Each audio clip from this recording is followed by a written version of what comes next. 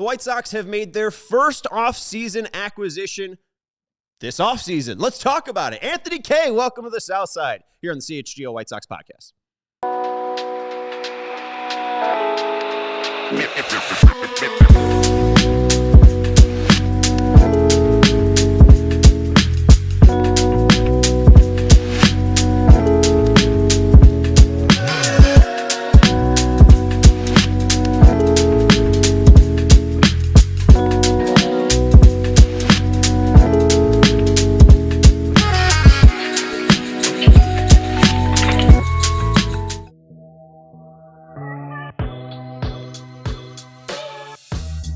Welcome into the CHGO White Sox podcast, coming to you live from Studio West of our West Loop Studios here in the downtown of Chicago. I'm your host, Sean Anderson.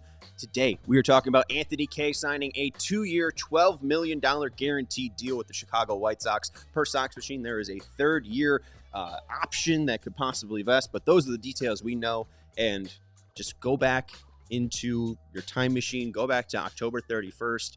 I think he likely said it on his podcast appearance when we had him on during November, but the White Sox zeitgeist, the editor over at Sox on Tap, Besnik Zakiri, you can follow him at Bez Beyond the Pen over on Twitter.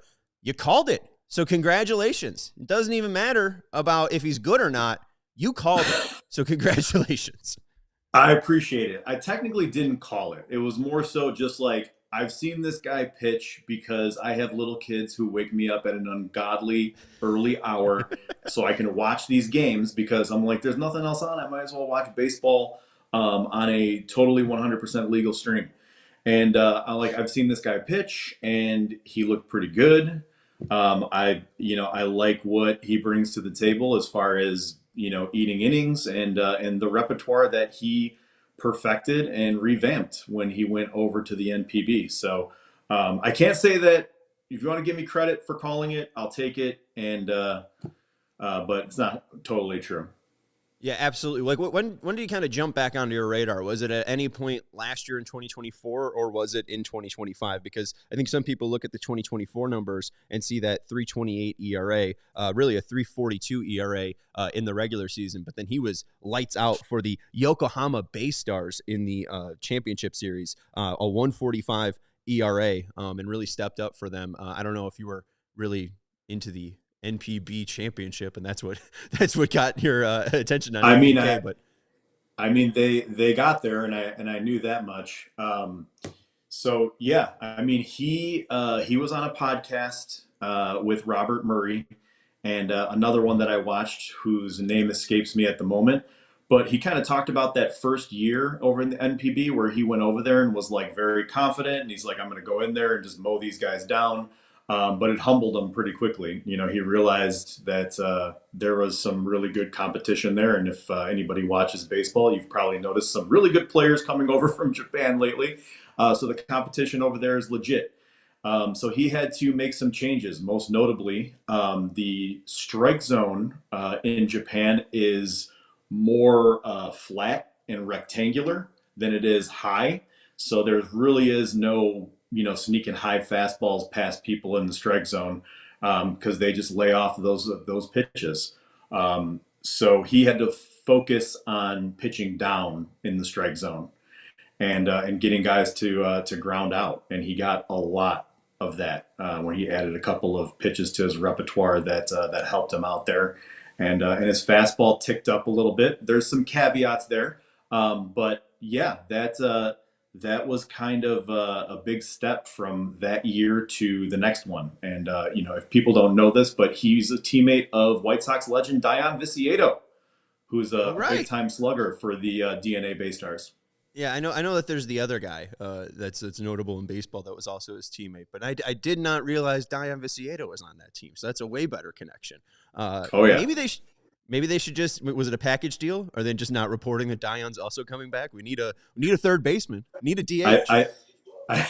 I think they announced that he was re-signing with the Bay Stars. So no package deal, unfortunately. It is a little interesting tidbit though, is Mike Vassell was a former Mets top prospect. before he ended up in the Rule 5 draft, as was Anthony Kay. So they came from that same organization, and he last pitched here, I believe, for the Chicago Cubs. And fun fact, when they called up PCA, they had to make room on the 40-man roster when he for him to make his major league debut. And guess who they DFA'd? Anthony Kay. So for all the PCA haters and the Cubs haters out there, that should give you some ammo this year. That if he starts to sink and be, second half PCA, that Anthony Kay, now the $12 million man, will haunt the Cubs' dreams forever. Okay, all right. I think exactly it could happen. I think you're working on something again. You can't question the zeitgeist. Sorry, go ahead. I can't question the zeitgeist. Hey, I'm just providing the info. Do with that as you will, people. With Kay, he brought up as well, transitioning from a starter in his first year at MPB because he hadn't really thrown that many innings in a long time. 2015 with Connecticut, 100 innings pitched. 2016, 119 innings pitched thrown with Connecticut. Kind of the opposite of Shane Smith, where Shane Smith couldn't throw at Vanderbilt at all. And then even his first year in the minor leagues, 122. Then in 2019, 133 innings pitched. Pandemic hits, moved to the bullpen, stays there, and then finally becomes a starter again in 2024 at MPB, and then really hits his stride this year. People are bringing up Ponce in the chat. I threw out the idea early in the offseason because I thought, hey, maybe this guy would be signable to a one-year deal. He's pitching into the KBO to similar success Fedde did. Maybe they're able to get a Fedde deal. Ponce ends up getting a 3-year deal. Surprising to me.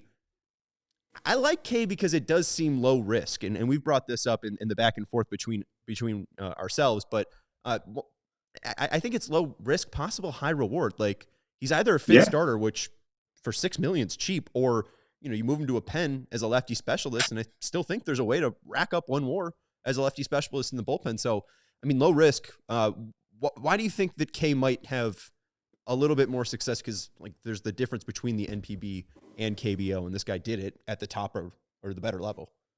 Yeah. So I mean, with Ponce, he had a rough go. And in the NPB, you went to the KBO. NPB is a more competitive league. There's better talent there, and his fastball did tick up a little bit. He added a kick change, so kudos to him for finding ways to improve there. But to me, when I see the strikeout rate double, I'm like, that is not just because you added those pitches and got a little more on your fastball. And the other caveat for guys coming over from Korea or Japan is the baseball is a little bit different. It's a little less slippery, so you can get a stronger grip on it. So, these guys coming over might lose an inch of run on their two-seamer and stuff like that. So, don't expect Anthony Kay to put a 1.44 ERA up this year. I wouldn't expect Cody Ponce to put up the kind of numbers he did in the KBO. If he can be similar to Fedde and maybe even better, that's ideal. He's got a six pitch mix, even though the curveball is kind of a work in progress for K. So I love this idea, like you said, very low risk. I mean, what do we have to lose here in the 2025 season? Where winning isn't really a priority. It's more about development. And last year, the one thing that we got to July and you're looking up at, you brought up innings with Shane Smith and you're looking up at him and Davis Martin and you're like, oh my God, these guys are already at career highs in innings pitched and we are only, we're only halfway through the season. So that's not going to be the case because K threw 155 last year and, hopefully Shane and the Dart have enough innings built up underneath them to go, give us more bulk throughout the every because that'll help the bullpen too. Absolutely. Hopefully he can just go in and, Martin, the one thing that he did do decently for them was give him 6 innings every time out. Even our guy, Yoendrys Gomez, gave him 6 innings pretty much every start. So as long as K can do that, even if the earned run's ugly, that's pretty worth it for $6 million a year. I had them signing Quintana for $6 million a year. So, them going to get K, somebody younger, I'm fine with it. How do you expect his ground ball rate to translate, though? Because we saw, Fetty was a monster ground ball master in the KBO, and it lasted there for a bit with the Sox. Didn't have the right defense behind him, and then obviously that luck really didn't carry with him to St. Louis. But, I mean, he gets like an 86% ground ball rate on a sinker. I don't think that's feasible, but, plus 40% ground ball rate on like 5 pitches is pretty impressive. Do you think K will be able to be like a ground ball master, or do you think he will change his game up a little bit to maybe get more strikeouts like MLB caters towards rather than MPB does? Yeah, I mean, I would. I am no pitching guru, but if that's something that he perfected and got good at, I would stick with the plan and see if he can. I'm not going to expect. Oh, there's Bobby K. What's up, Bobby? That is his brother, by the way. Fat Hipster's asking the chat. Yeah, he's a huge White Sox fan. Before that, he was a huge Yokohama Bay Stars fan. We're mutuals on Twitter now. So yeah, I mean, I don't expect to see that many ground balls. He'll be able to pitch up in the zone again, where that wasn't really the case. So there are some tweaks that could be made there from our new pitching coach and Brian Bannister. The one thing to keep in mind, though, is in the KBO, in the NPB, these guys pitch once a week. They're not on an every 5-day schedule. And Eric Fetty even talked about at the end of that first year in 2024, he could feel it. He could feel the difference there. And, the numbers started to suffer. Anthony K looks like a workhorse to me, though. 155 innings. For pitching once a week is pretty solid. So, and more innings than anybody else on our team. So hopefully, you lean into the ground balls. I mean, that's how Adrian Hauser was effective. That's how Mike Vassell was effective. So maybe the White Sox, have a type. Yeah, no, I think that there's some want there. I mean, I think there's also just less value in ground balls, especially when you don't have the defense behind it. Like, the Cubs would probably value ground ball pitchers more than anybody because they have Swanson and Horner up the middle where, hey, Montgomery and Mydroff look nice, but I don't know if they're the guys. But yeah, I'm intrigued to see how his stuff really transfers over. You talk about the innings pitched debate here and just trying to get as many innings possible. We see the talk that Taylor is now going to be a multi-inning guy. They got 100 innings from Vassell out of the pen. Seems like Smith and K and maybe Martin will be decent for, every 5 days, give you 6 innings. You talked about, obviously, Fetty hitting that wall coming over from the KBO, so maybe that happens with K. But even in the bullpen, Vassell has length. Taylor apparently has length. The Rule 5 pick, I feel like they're going to try to get somebody who has length, but it might not be a starter necessarily. Do you think that this is going to be a gross rotation? Do you think that we're going to see a lot of guys pitch for the Sox in 2026? Because I just feel like it's going to be a ton of junk. I don't know if it's going to be anybody like great in the best way. I know Bobby's watching, so not Anthony. Anthony's going to be great.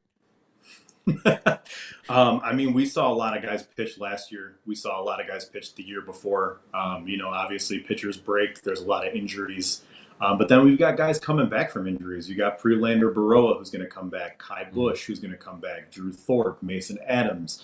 So they're going to have some reinforcements coming in mid-season-ish, I believe, is the usual Tommy John time frame there for guys that had Tommy John like in March of last year.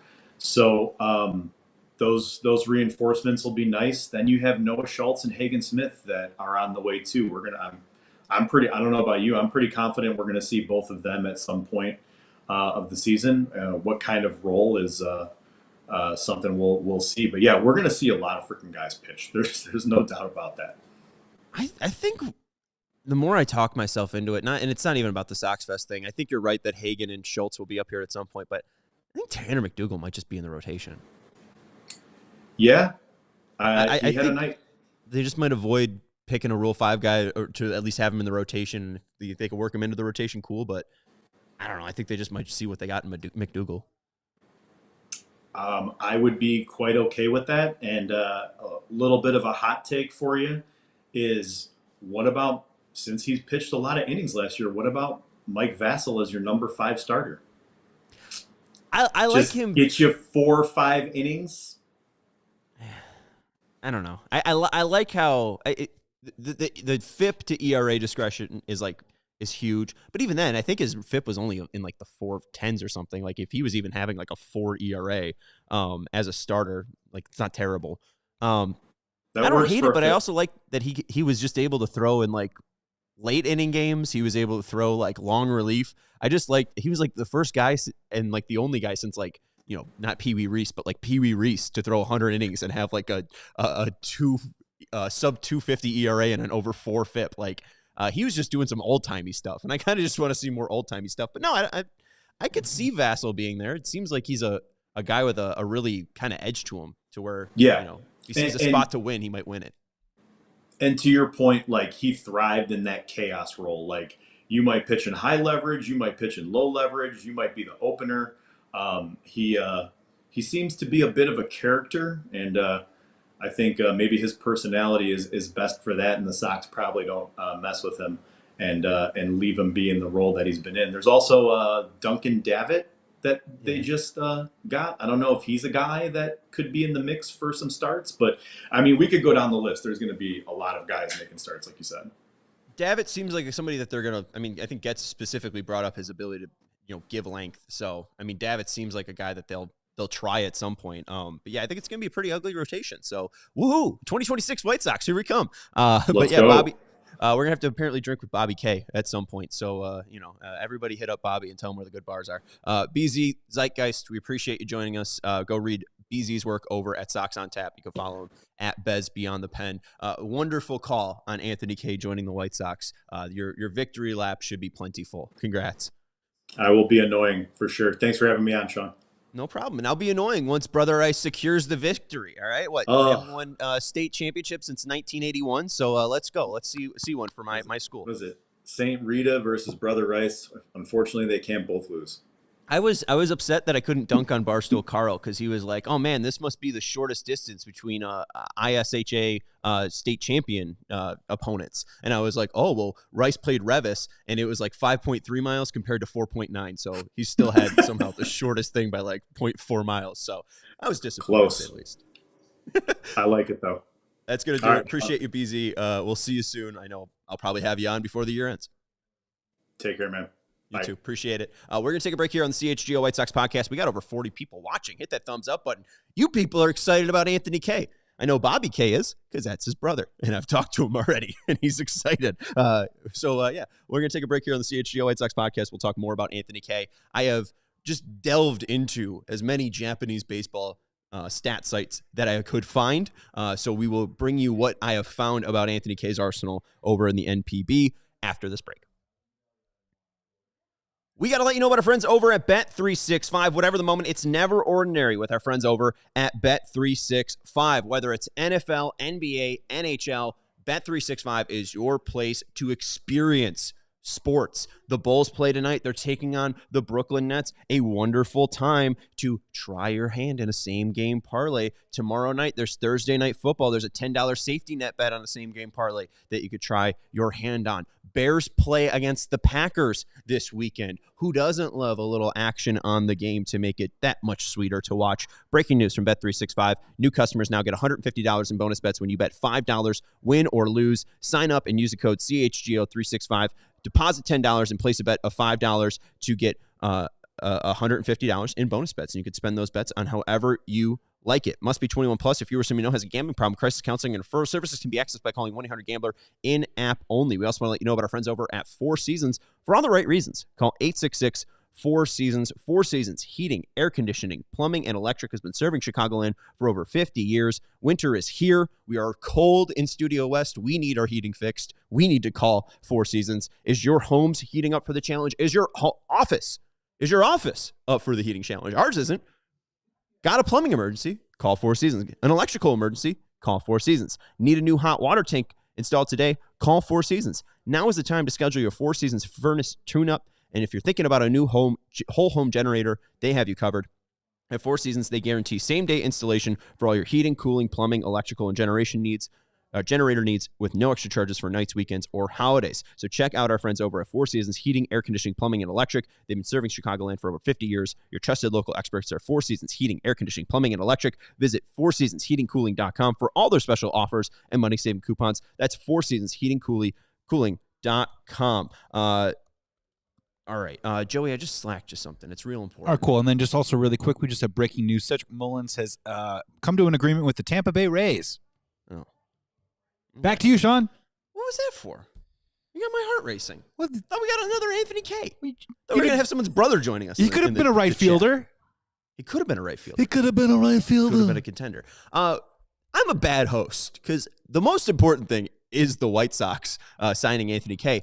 We also have Day of Giving that we're supposed to be doing, and I'm very, very sorry. We have sponsored and teamed up with Big Brothers Big Sisters of America. Right now is our Day of Giving. We have a goal of $1,000 that we are trying to raise. The Blackhawks and Bears have done a great job of raising money. We're going to do our best. We have certain goals we're trying to reach. I don't know if we're necessarily going to fulfill them on this day, but if you fulfill a goal, we'll fulfill it in the future.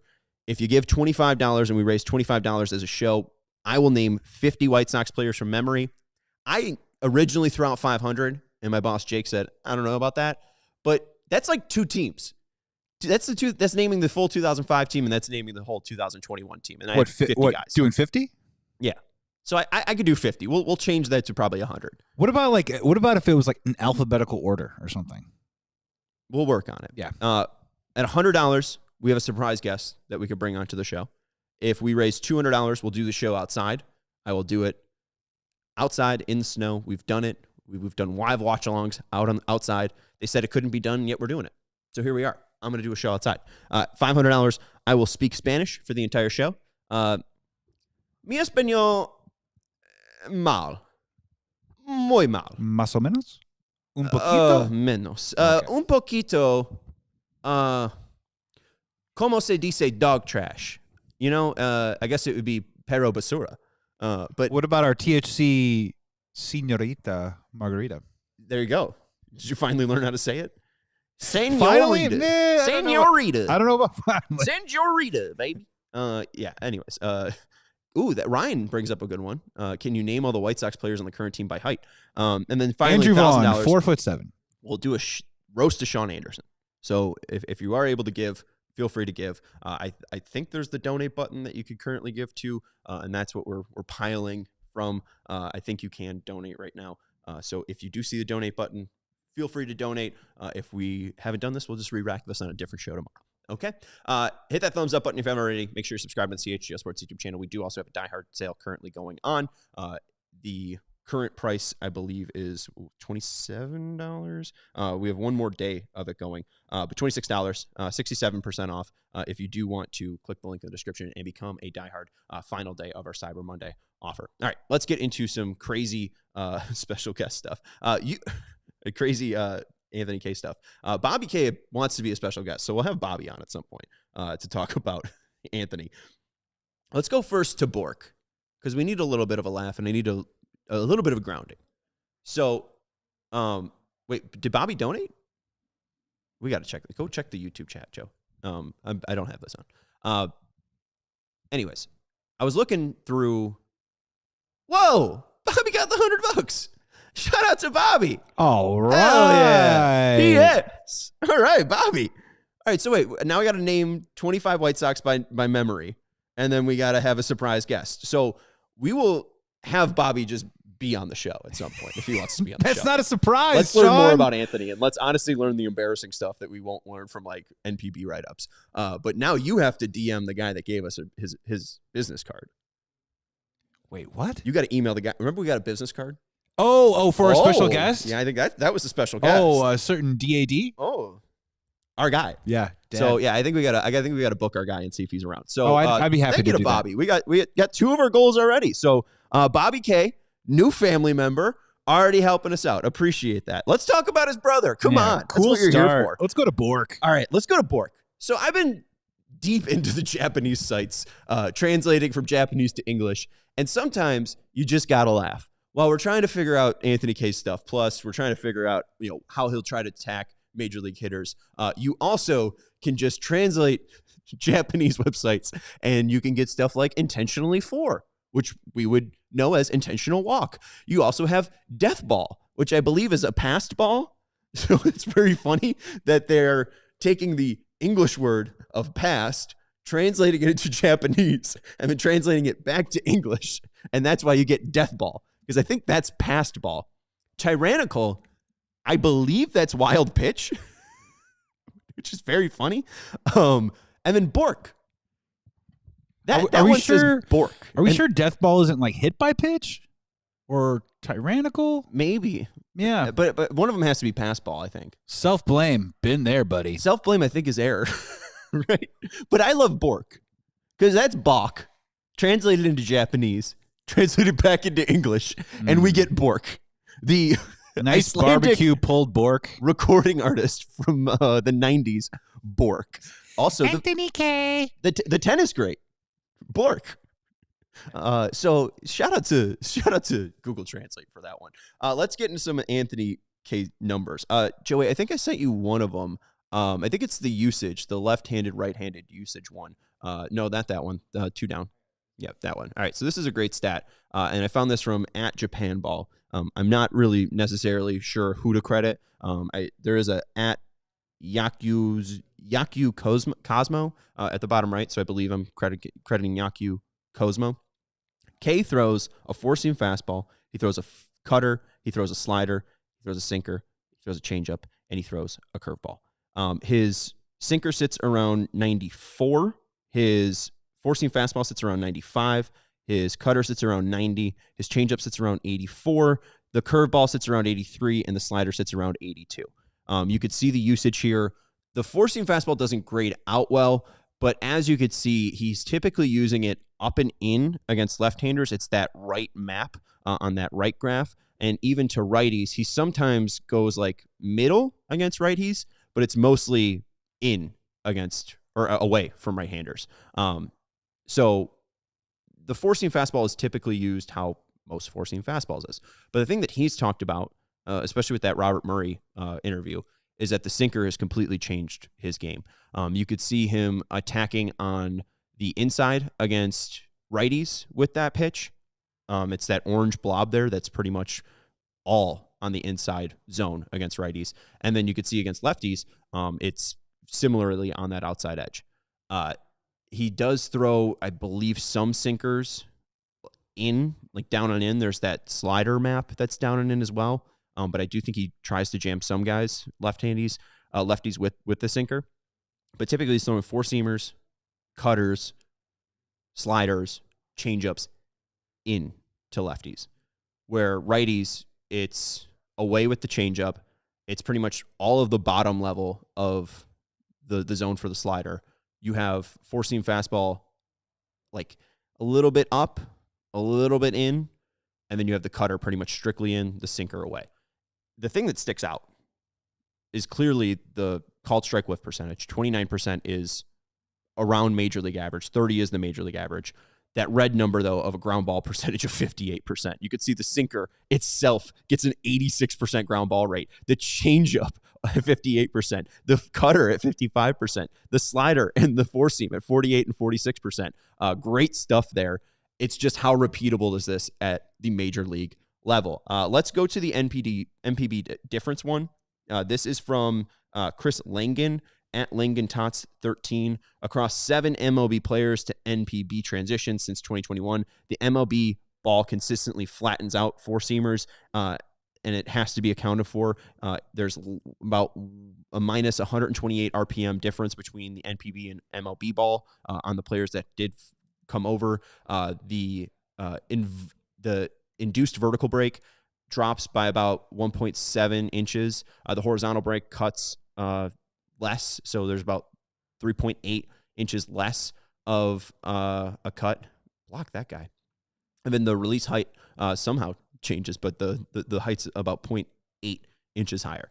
I don't think this is a huge issue for K necessarily because, again, the four-seamer, while he is used a ton, he could make the sinker his main fastball offering. He's got 3 fastball offerings, and I think really what's going to work in Major League Baseball is just going to be by trial and error. But I think the main thing is he's got 3 types of fastballs, all that could be the main sinker. Chris also goes in and says, this isn't a mechanics thing. It is a baseball thing. The MLB ball has lower seams. It has harder/smoother leather. There's no pre-tack, and there's also more ball-to-ball variation where you also are going to get more punishment for fly balls in Major League Baseball. Fastballs leave the yard 16.2% of the time versus 9.6% of the time in NPB. Sinkers do become more valuable, and cutters become more interesting. So again, the fact that he does have sinkers and cutters to rely on doesn't make me terribly worried about his transition in his arsenal. But we'll have to, see how he adjusts to a Major League ball. Something he's already pitched with. Again, he's pitched in Toronto, he's pitched in New York, he's pitched in Chicago at the Major League level. So it's a ball that he's pitched before with, but we'll have to get some comfortability back with. We're going to take a break here on the CHGO White Sox podcast. I'll talk more about Anthony Kay and my delve into Japanese baseball websites. If you have any thoughts, let us know in the chat. We're going to take a break here on the CHGO White Sox podcast. We want to let you know about our friends over at Eye on the Ball. Athlete, here's a question. Are you serious about leveling up your game? Serious like Anthony Kay was. Going all the way to Japan to level up his game. Maybe you don't have to go to Japan. Maybe there's a coach within your area, and you wouldn't know unless you get on Eye on the Ball. EyeOnTheBall.net is the place for you to find the right coach. The right coach can change everything, and now finding one is easy with Eye on the Ball. It doesn't matter if you're just a kid starting out or competing at the top level. You could sign up totally free at EyeOnTheBall.net. Create your profile, search through coaches in your sport, and connect directly with the one that's right for you. From soccer to swimming, baseball to basketball, you name it, the coaches are there. So what are you waiting for? Your future coach can be just one click away. Jump on today at EyeOnTheBall.net. That's EyeOnTheBall.net. Find your coach and take your game to the next level. I don't think you can see him. He's right there. You can see him a little bit in the background. The Lou Wolf. We're excited to be partnering with our friends over at Loyola and our guy Lou Wolf. You can go check out Loyola basketball Saturday, December 6th at 1:30 for the Loyola versus Princeton game at the Gentile Arena in Rogers Park. Come out to see and support Loyola basketball. There's joy in Gentile holiday games. It's a perfect family event with an appearance from Santa Claus, holiday music, a halftime baby race, prizes, and more. And the Ramblers have won over 80% of their games in the Gentile Arena since 2021. Miles Rubin is a Chicago native and Simeon product and is one of the nation's best defenders in the paint, averaging over 3 blocks a game and just set the Loyola's record for block shots in a career. So go help us celebrate on December 6th at RamblerTickets.com. Use code CHGO for $5 off your ticket. Ticket prices start as low as $15. And thank you very much for the, again, donation for our guy Bobby. Appreciate Bobby hanging out with us and for supporting Big Brothers Big Sisters of America. We will now be naming, what's it called? I guess 100? 5,000 White Sox. 5,000 White Sox. Where it was at. 5,000 White Sox fans can't be wrong, right? Yep, correct. So, yeah, we'll I guess 50 White Sox. But I could probably just do that right now. Yeah. Give me a sheet of paper. I'll just start writing down White Sox. 50s. Yeah, we gotta book a surprise guest. And if there's more donations, we'll deliver on more prizes. Yeah, I think we got a good idea of who that awesome surprise guest is going to be. I would say maybe not this week, but I would definitely say next week feels pretty good. Have you emailed them? Not yet. Maybe I'll do that. Email. We'll figure it out. Maybe I'll do that right now. All right. And there's some people in the chat hanging out with us. Uncle Ted bringing up Sung Mun. We did bring up Sung Mun, and we talked about him about a week ago. I would be surprised if the Sox do sign any Japanese or Korean-born players this year. The White Sox have started to delve into that market.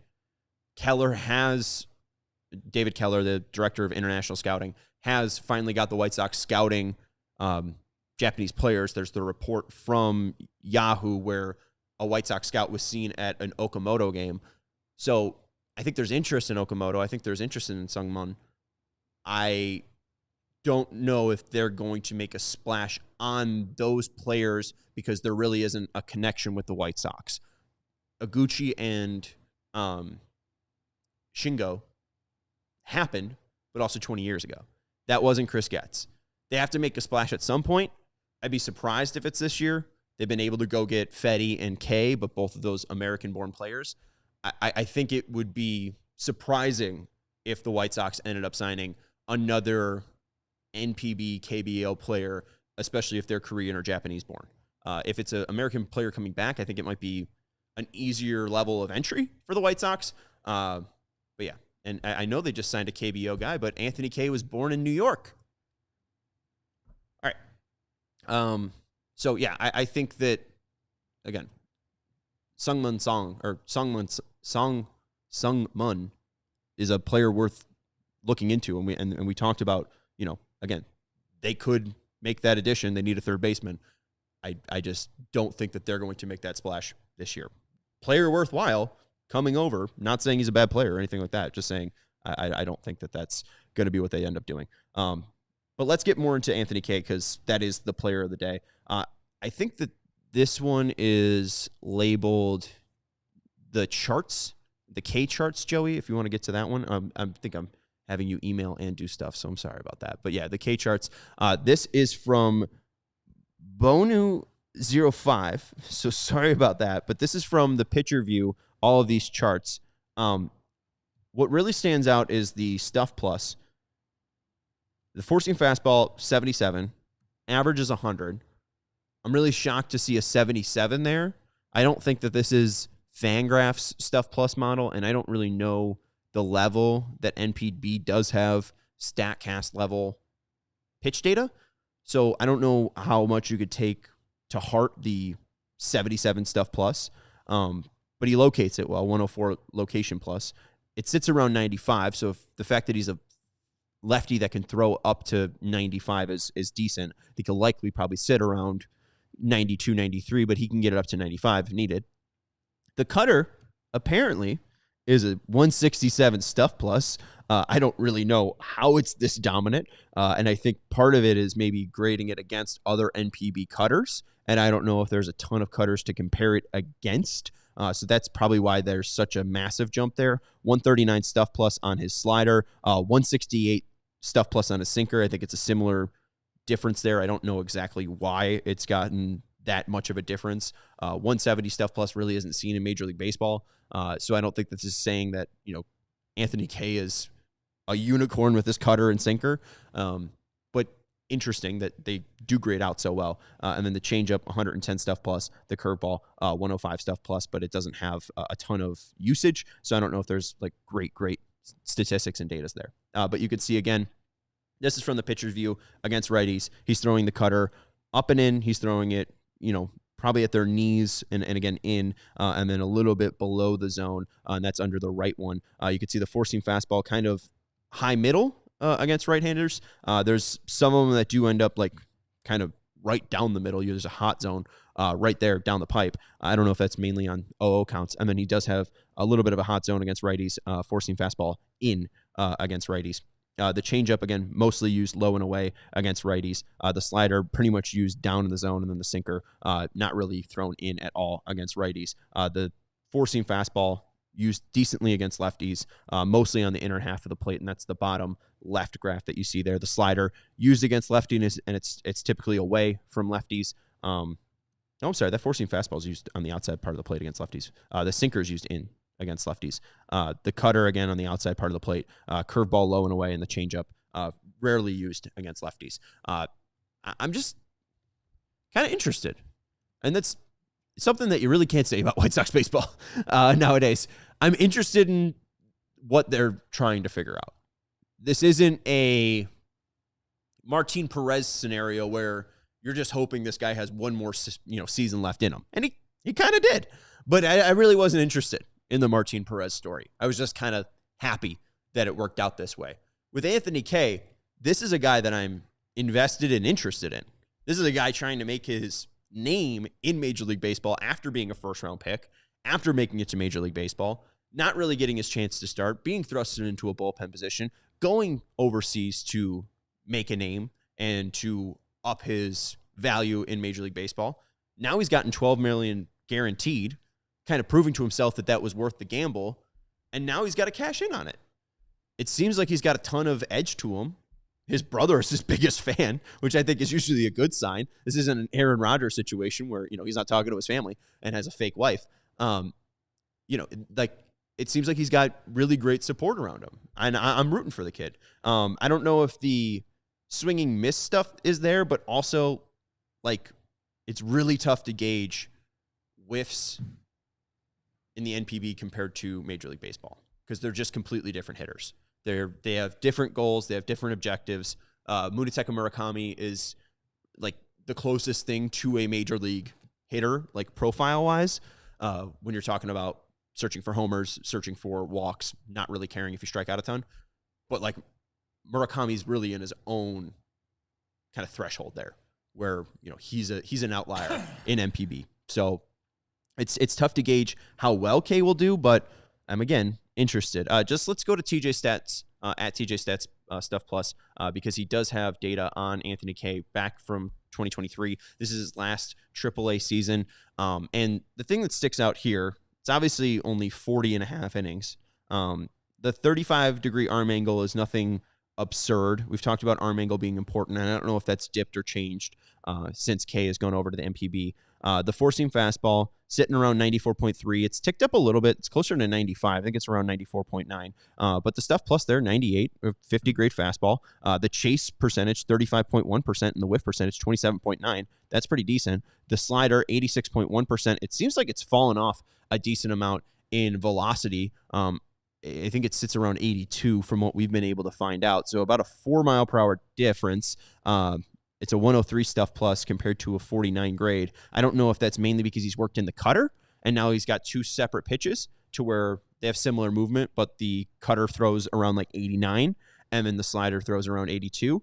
I think he also calls the slider a sweeper, which I know is a pitch that has gotten fairly abused in MPB. It's not really a pitch that kind of had its moment like it did in Major League Baseball.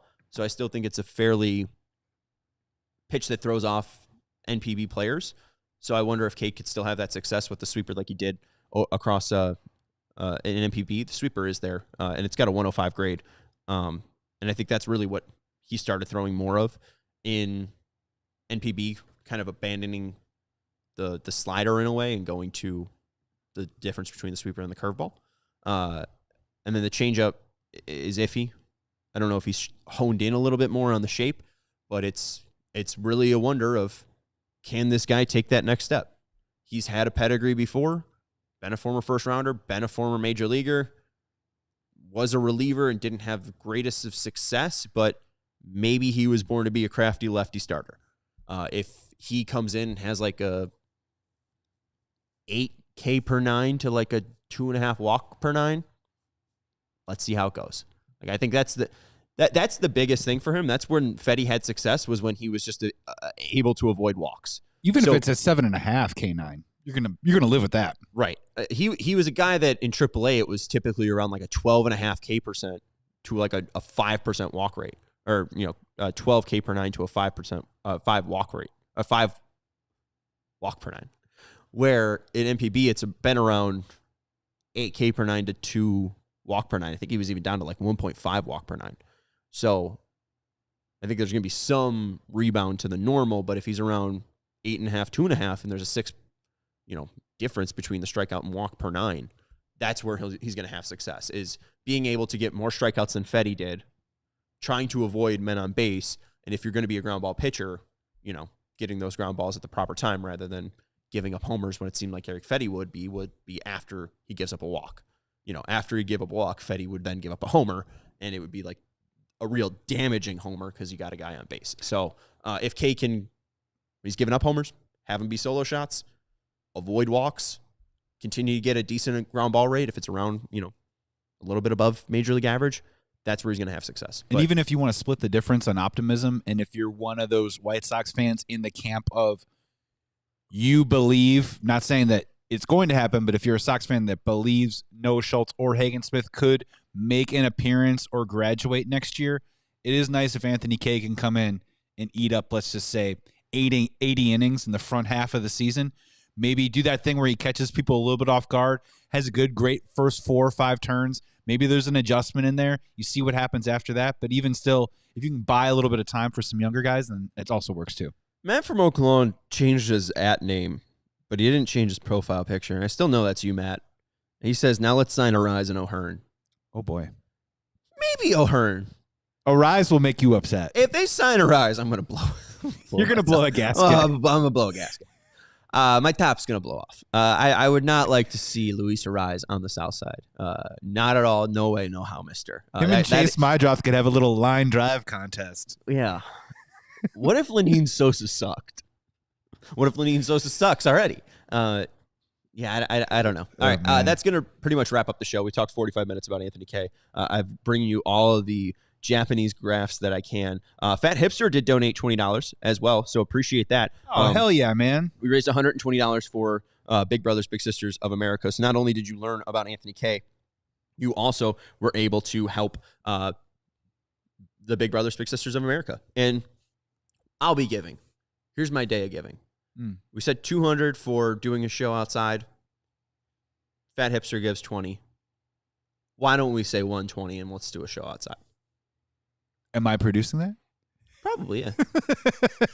Probably. Can't wait. Yeah, I think you're probably producing a show outside. And you know what? You know what else, Sox fans? $120 more than the Cubs show's gotten so far. Yes, and 120 is your number. So it's true. We're not on fast.